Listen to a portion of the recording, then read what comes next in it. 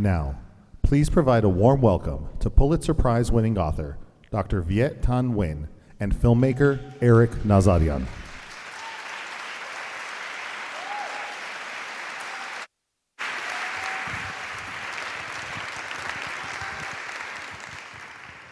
Thank you very much. Welcome. Hi, Viet. Welcome. Hi, Eric. Such a pleasure to be here with you. Big pleasure, big honor. My late father, Haik, loved Eric Maria Remarque, the author, and he would always quote him to me when I was very young, that in times of darkness, the very bright people are clearly visible. And that was a quote that stayed with me my whole life, and I don't think that there's no other saying more fitting and more meaningful as it pertains to my friend Viet Thanh Nguyen being here tonight, shedding light, and the work that he's done in decolonizing narratives and really shedding the full light on the Vietnamese American experience that has completely transformed how we look upon ourselves as indigenous people, as Americans, as refugees, as immigrants. So I really want to just thank you for being here, being a part of the solidarity, for Artsakh Uprooted, and for having this conversation about reclaiming narrative and narrative resistance. And I just thought we'd just kick it off with talking about 7 years ago here, Viet had some beautiful things to say in the Innovate Armenia, and I actually quoted him that the dominant population, that the majority does not have to prove its humanity, and that basically the dominant population does not have to prove its humanity. And I felt like the truth is always something that the majority suppresses, and so there's two issues here: the truth and the humanity. And how do we reclaim our narratives? By trying to focus on the truth and the humanity that's been denied. And I think it would be interesting to talk about images, social media, narrative resistance, Artsakh, Gaza, the whole world of what we're seeing now unfold before us in the wider context and the more specific. Okay, that's a lot, Eric. I'm really glad to be here with Eric.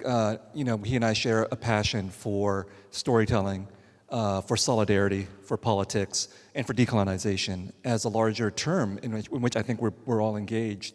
I think when I started off as a student who wanted to be a writer, that was at UC Berkeley, and my way into radicalization and political consciousness was to become an Asian American instead of becoming an Oriental, and that was enormously powerful for me. But there were also some limitations to that as well, namely around this idea that once you have an identity, you're fixed in that identity, and you're not able to make connections of solidarity. And I think so much of what we're going to talk about today is exactly about solidarity. And so for me, it's been a long journey to try to understand that, in fact, being an Asian American has a distinct relationship to the Oriental that Edward Said described in Orientalism. When Said was describing the Oriental, he was talking not about Japanese or Chinese or Vietnamese Americans. He was talking about Palestinians and Arabs and Muslims under French and British empires. And so here in the United States, that has been sort of disconnected, the experience of Orientalism from Asian Americans. So once I could make those types of connections, it was much easier for me to see that my work, and probably your work as well, when it comes to narrative and politics, is not just about affirming identities or trying to make ourselves a part of the American multicultural empire, but is instead about building solidarities in the larger project of decolonization. And that is a narrative battle, because colonization doesn't want us to use our narratives to see the similarities that we share with each other. Instead, they would like to say there's nothing that connects Armenia to Palestine to Vietnam, and I think our work is to say there's everything that connects all of these experiences. Absolutely. There are these concentric circles that are through lines now between the fall of Saigon or the ethnic cleansing of Artsakh or Gaza. We're constantly seeing now the broken cycle of history. And now we were talking about Vietnam and the photographs and the images that came out of the Vietnam War in the 60s and 70s, that was bringing the atrocity home to every American every night. They were not censoring these images, like the famous Terror of War by Nick Ut, that was one of the preeminent images to show the horrors of napalm. 40 years later, Facebook censors that image in 2016, and you have the Norwegian Prime Minister writing to Zuckerberg. So the interesting thing of now with ethnic displacement, geopolitics, and actually media, where our cameras now have power. You know, I got into filmmaking because I felt like the camera, like the gun, the camera shoots 24 frames of truth, like Jean-Luc Godard said. The gun shoots to kill, the camera can shoot to immortalize. And we're watching these images that we saw in Micheline and Ara's film of families that are about to leave their ancestral homes documenting the memory. So that camera becomes a tool for against oblivion, against erasure, and now more than ever, you know, being consistently told that we are no longer existing in our own homelands. We are not. I think as an Armenian, the one thing when I look at the map from the bird's eye view, it's a miracle because that whole Fertile Crescent area, Western Armenia, Anatolia, the Near East, every single indigenous nation that's been there for millennia, being the Assyrians, the Yazidis, the Kurds, the Pontic Greeks, the Chaldeans, none of them have a republic. So the very existence of Armenia as a republic, the existence of Armenia was built on resistance. And the existence of Artsakh was built on resistance. But that resistance now, the greater powers of the world have allowed to start the erasure. And so I'm always struggling with the idea of the efficacy of what we do and how do we parlay that into preserving not just memory and identity, but in a world where you have 9 billion posts a day, how do we use our narrative resistance in order to create an agency for change and an impetus to not be isolated in a part of the world, but to your point, to be able to create that international solidarity? We live in a society where we're told often that stories don't matter. Or if you're a student at this university, for example, the impetus is always that you should major in business, you should major in STEM, who wants to major in English, who wants to be a storyteller, unless you want to be a music maker or a filmmaker, right? And when we hear this kind of narrative, what we're actually hearing is that actually stories do matter. If stories didn't matter, then there wouldn't be an effort in this country to ban certain kinds of books. People are threatened by stories, they're threatened by books. And the people who can say stories don't matter are the ones who actually have all the stories being told about them. So for example, like I grew up as a Vietnamese and an Asian American under conditions of what I call narrative scarcity. That's when almost none of the stories are about you. And so when a story about you comes along, you freak out. You're like, oh my God, at last, here's a story about us. And that story then has to bear the weight of the entire expectation of your people, your community, and so on. And that's a completely unfair expectation that never gets extended to someone who's a part of the majority. Because someone who's a part of the majority lives in narrative plenitude. That's when almost all of the stories are about them. And when a story about them comes along that they don't like, they can literally say it's just a story because they have 1,000 other stories about them. And so those of us who live under conditions of narrative scarcity, and that would include anybody who is a so-called minority, anybody who's been colonized, we know that stories matter. We know that stories matter as an act of resistance because we've already been subjected to stories as an act of power and elimination. And when we talk about genocide, we know that genocide is preconditioned by those who own the stories. And genocide is erased by those who control the stories as well. So this is where I really do believe that stories and narrative are not just about entertainment, although that's incredibly important, but they're also about these acts of power and resistance. And I, growing up in the United States, my first exposure to my own identity was through watching all of Hollywood's Vietnam War movies, which is an exercise I recommend to nobody, especially if you're Vietnamese, okay? And so this was my first encounter with the idea that stories have the capacity to erase and to destroy. And that was a really important insight because before then, like many people who love stories, I thought stories had the power to save me. That's our sentimental understanding of stories. Stories save us. Well, if stories have the power to save us, they have the power to destroy us as well. And that's the nexus in which I think we both exist, recognizing the power of stories. And the power of stories is partly about, enrapturing us with narratives and images and so on. But the other reason why stories have power is because they're embedded in industries, in economies, in ideologies, and they are manipulated and used as weapons as well. And so that's why I like to describe Hollywood as the United States' unofficial ministry of propaganda. We don't need an official ministry of propaganda, Absolutely. Right? Because the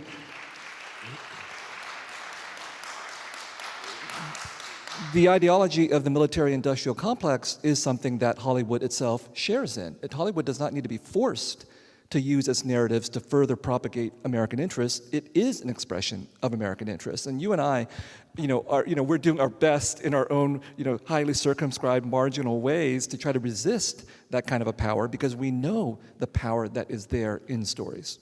Absolutely. Beautifully said. In the 90s when I was growing up, hip-hop, was key, like Beastie Boys, Run DMC, and then Chuck D came around and he said that rap music is the CNN of the ghetto.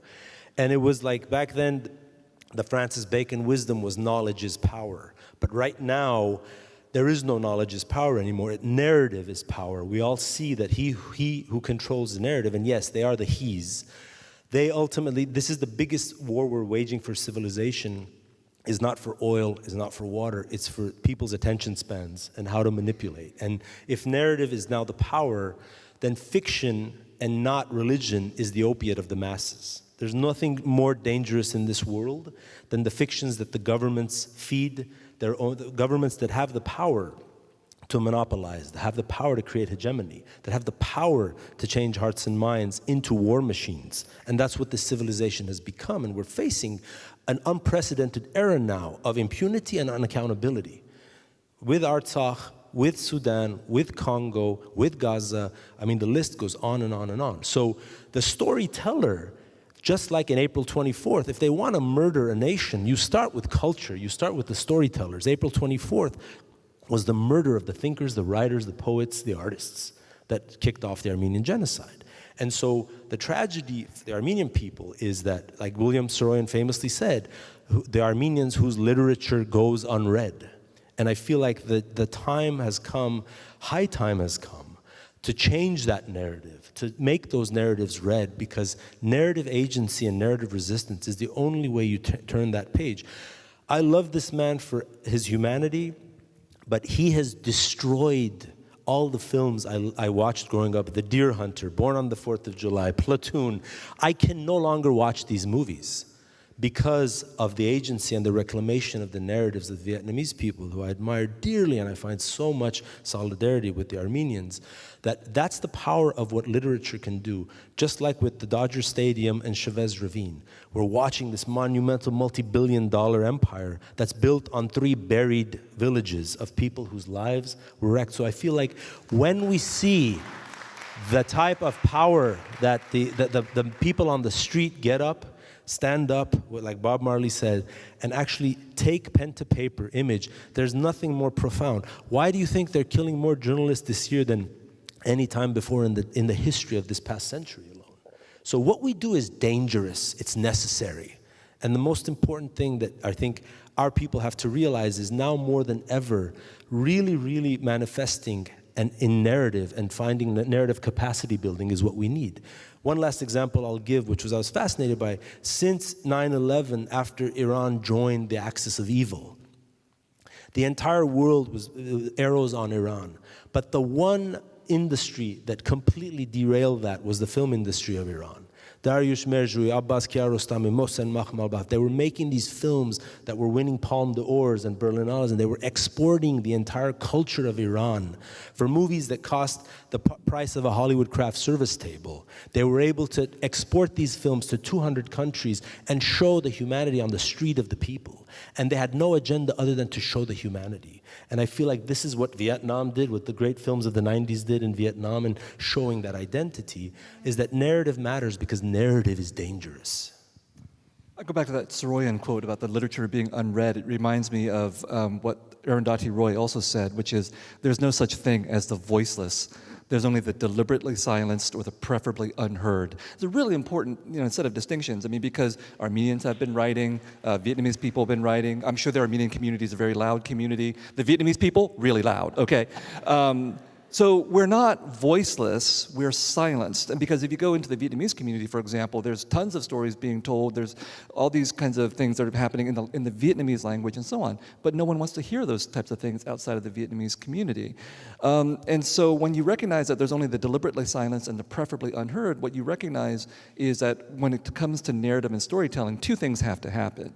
Each of us as individuals has to claim our voice. whatever that is. You could be an activist, an organizer, you could be a writer, a storyteller, and so on. But all of this also takes place within the mechanisms of power as well. You were talking about narrative capacity. So you need the individual writer, but you also need the community that builds the institutions that can allow those voices to be published or filmed or heard and received and so on. And so that dynamic for me is so crucial, this idea that the writer does not exist in isolation. That's a privilege of the majority.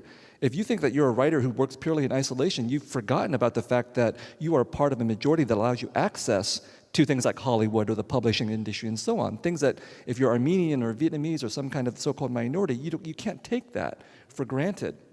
So the struggle to overcome our voicelessness is not an individual one. But dominant society lures us with this idea that if we just had individual voices, everything would be okay. That's why when my first novel came out, there was a very nice review of it, the reviewer said, he's a voice for the voiceless. I said, absolutely not, right? Because the real project is not to find more voices for the voiceless, because when people say that, it's not a compliment. What they're saying is, we just want to hear one of you at a time. We don't want to hear the chorus or the cacophony of your entire community, the diversity of conflicting voices. And so the real project is to abolish the conditions of voicelessness.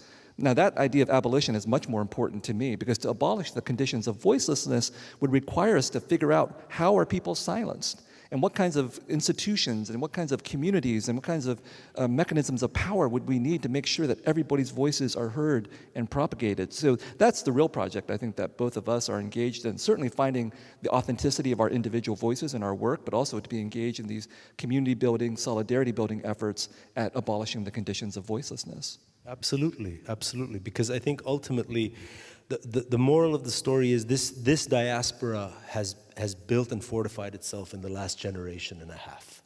It came from the Beirut Civil War. It came from the ashes of the Soviet Union. It built a narrative, and on April 24th, it's like the two main pillars that my friend Vahid Berberian, who's in the audience, always says. It's like within 2 minutes you meet an Armenian, you know they were the first genocide of the 20th century, and you know they were the first Christians. And so I almost feel like we have to also redefine, and the redefinition of our own identities as not refugees, as not transplant, but as an ethnicity and as a culture that has to rebuild its own selfhood through the amalgamation of identities.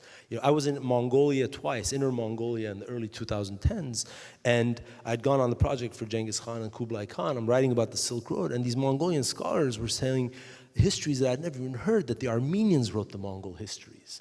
And so when you have a nation that's not a conquering nation, it's a creative nation. It's been creating, it's been building, it's used pen and ink for millennia. There's a service that our cultures have to honor the narrative power of the storytellers, the image makers, because your first line of language is not writing, it's vision. And then from vision comes voice, and then from voice comes literature. And so the amalgamation of these three, like Guillermo del Toro said, in the pandemic, you know, you need three things to survive in this world: food and water, medicine, and stories. And if all else comes to fail, like, we have to keep telling our stories. And storytelling is no longer just a folkloric concept of sitting around the campfire, but it's actually, it has political power that we have not even begun to understand. And part of our failure in the Artsakh War is that we had 26 years to focus that narrative, and we failed. The government failed, the diaspora failed, everybody failed, because it was sitting on laurels, thinking and expecting it to resolve itself. And that's the tragedy of our nation, that's the tragedy of our diaspora, is that we hope and we believe, because we're only taught the primary colors in school. We're not taught the shades of gray of geopolitics. And there's more shades of gray than there are primary colors on any color wheel. And this is why I think it's important to understand, how does the tools that we have at our disposal now, how do you build that capacity? And how do you build that capacity? By bridging academia with on-the-ground social infrastructures that are actually trying to rebuild and reclaim the Armenian homeland through its narrative and its diasporic institutions. I want to talk about the complications of what you were talking about. Because here we are at USC. It's a major it's a major university. It represents the entire world of academia. And, you can see everything in academia operating within this university, which includes not just these beautiful, noble projects of seeking truth and knowledge and all of this, but it also includes now complicity. If you are part of a university like this, and I take this charge very seriously because I've been a professor here for 28 years, you're complicit in everything that American academia represents, which means being included in the military-industrial complex, which means being included in the foreign policy and the genocidal policies of the United States.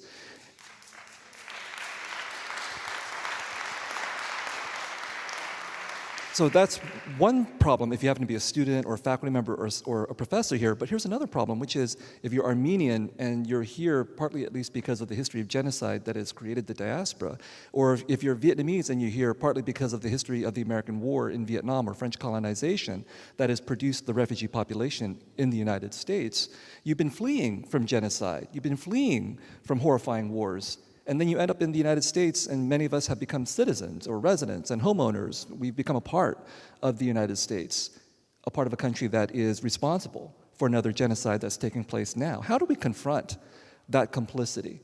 That the possibility of our speech as people of color or as minorities or as refugees or as immigrants, people who have fled from various kinds of horrors, we're allowed to speak about those kinds of things as part of the multicultural fabric of the United States. Armenian stories are accepted, Vietnamese stories are accepted, but sometimes the price of that acceptance is our silence about what the United States is doing now. So if we take seriously the histories and the legacies of what has brought us here to the United States, these histories of genocide and warfare and colonization, it's also our responsibility when we talk about narrative capacity and narrative resistance and the struggle against power to draw attention as part of our own duty to foregrounding the role of American complicity and propagation in genocide today. Absolutely. Beautifully said, sir. It's, when I was growing up in LA, I'm a public school kid. LA River was our life in the summer times. All my friends were Vietnamese, Guatemalan, Nicaraguan, Cuban, Armenian, Lebanese. In hindsight, I look back at those years and I'm like, wow, we were all the blowback of empires of the Cold War, right? And it's like we have a responsibility now as Angelenos. Like, what does it mean to be an Angeleno? It doesn't mean to be in the land of Hollywood and Dodger Dogs and Malibu and the Kardashians. How are we redefining the identity of what an Angeleno means as first generation, second generation children of immigrants? Because ultimately, where is our home? My parents were born in Tehran. My grandparents were born in Khorzand. I was born in Soviet Armenia. My brother was born in Hollywood Presbyterian. My wife's from Istanbul. So this whole ping-ponging of the diaspora, and we look at that, we have a foundation here that we're constantly forced to reconcile ourselves with the Western films of John Ford that I used to love and watch, The Searchers, or the Chavez Ravine, or the idea that we are complicit in genocides because we're part of a nation where our taxes are going to this machine. And how do we begin to even talk about gun control when this country is the biggest exporter of arms around the entire world? So these are narratives that we have to, if not reclaim, to understand our own complicity and to understand the very, very minuscule shades of gray that are tying us all to each other and to this larger complicity. And so how do we use narrative and how do we resist as narrative beings that have stories to tell? Like when we die on our gravestones, it will say, beloved brother, son, father, friend, husband, right? So there's one of you, but there's so many, there's one of each of us, but there's so many identities we have. Instead of monolithing our ideas and our identities into one thing, you're an Armenian, you're a Vietnamese, you're an American, how do we grasp the multiculturalism of our own identities and use that as a way to redefine what our narratives, and maybe through that we can start to chip away and decolonize our own consciousness? I think we're almost out of time, so I'm going to try to wrap it up as quickly as possible. I think that was beautiful, because I also grew up in a very multicultural San Jose, community of Vietnamese refugees and Mexican immigrants and the white working class. And so I think it's absolutely necessary that we celebrate this kind of diversity of the United States and struggle for it as well, because there are obviously a lot of people in this country who refuse to recognize the diversity of what we have in the US right now. And that's absolutely crucial. But the challenge for us, of course, and this is what the Armenian diaspora represents and the Vietnamese diaspora represents, is that we have to think both locally and globally. We have to think about the necessity for struggling for our equal rights and our multicultural inclusion in the United States, and we have to recognize that all of that is taking place within the context of an American empire, an American multicultural empire whose imperialism is masked by its foregrounding of its own diversity. And that's a very difficult task to engage in because it requires us to both want to be included in the society and to recognize the problems of being included in an imperial society. The last thing I would say is, for those of us who are storytellers and we're thinking about narrative as power and narrative as acts of resistance, for me it was absolutely necessary when I became a writer to think that the first thing to do would be to refuse, and this goes back to what you started off by saying, is to refuse to apologize for our existence, to refuse to explain our humanity. Because if we start from the position of trying to explain our humanity, we've already lost. We've already lost. We have to assume we're human to begin with, and we have to assume the complexity of our humanity, which includes our inhumanity as well. And your films recognize that. That to tell a genuine, truthful, honest story about the United States, you have to recognize the humanity and inhumanity of the United States. And to tell a truthful story about Armenians or Vietnamese, we have to recognize our humanity and inhumanity at the same time. So no apologies, no translation. That's the basis for narrative as acts of resistance. Viva la résistance!